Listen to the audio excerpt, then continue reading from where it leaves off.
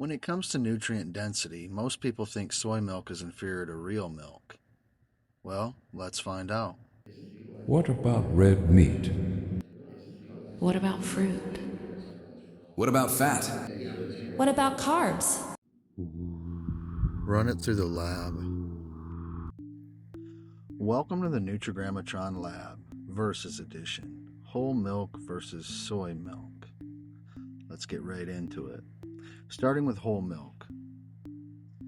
Per 100 grams, protein comes in at 3.2 grams, carbohydrates at 4.8 grams, fat at 3.3 grams, fiber at 0 grams, and sodium at 43 milligrams.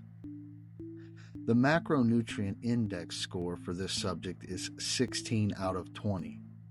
This is a balanced mix of protein, carbohydrates, and fat. Nothing dominates, but nothing is missing either. That puts it in a moderate range. The microgram index score is 12 out of 20, driven mainly by vitamin B12, about 19% of your daily value. So there is meaningful support here, but it's not especially broad across multiple nutrients. The fibrogram index score is 2 out of 20. There's no fiber, so structurally this axis stays low. The sodiogram index score is 20 out of 20. At 43 milligrams, sodium stays within a clean range, full score. The glycogram index score is 18 out of 20. Milk contains lactose, but it's paired with fat and protein, so the glycemic impact is moderate. That brings whole milk to a total Nutragrammatron score of 68. This places it in the moderate tier classification. Okay, now let's look at silk unsweetened soy milk. Per 100 grams, protein is 3.34 grams. Carbohydrates, 2.09 grams. Fat, 1.46 grams. Fiber comes in at 0.83 grams, and sodium is 33.4 milligrams. The macrogram index score for this subject is 18 out of 20. Protein is essentially identical to milk, but with fewer carbohydrates and less fat overall. That creates a more efficient macronutrient structure. The microgram index score for this subject is 14 out of 20. This is where soy milk separates. You're getting vitamin B12 at about 41.7% of your daily value, along with vitamin E and riboflavin. That broader spread of micronutrients pushes this score higher. The fibrogram index score for this subject is 2 out of 20. There is some fiber, about 0.83 grams, but not enough to significantly move the axis.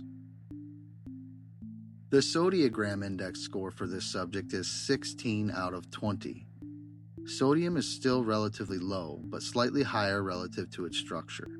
So this score comes down compared to milk. The glycogram index score for this subject is 20 out of 20. Very low sugar, just 0.42 grams, so glycemic impact is minimal. That brings silk soy milk to a Nutragrammatron score of 70. This places it in the functional tier classification.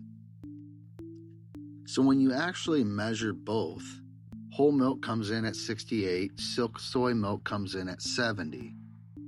And this is where perception and structure separate. A lot of people assume that soy milk is automatically inferior, like it's just a substitute for the real thing. But when you actually measure it the same way, it doesn't fall behind. It actually comes out ahead. And the reason for that is specific. Soy milk gains ground in the macronutrient and micronutrient axis, with slightly more efficient macros and a broader micronutrient profile. While milk holds strength and balance in sodium, it lacks fiber, doesn't reach the same micronutrient spread. So this isn't about one being real and the other being a substitute. It's about structure. And when you actually measure that structure, the result doesn't match the assumption. Remember, we don't tell you what to choose, we show you what food is made of. This has been the Nutragrammatron Lab. Structured evaluation, transparent criteria, consistent analysis. Classification complete.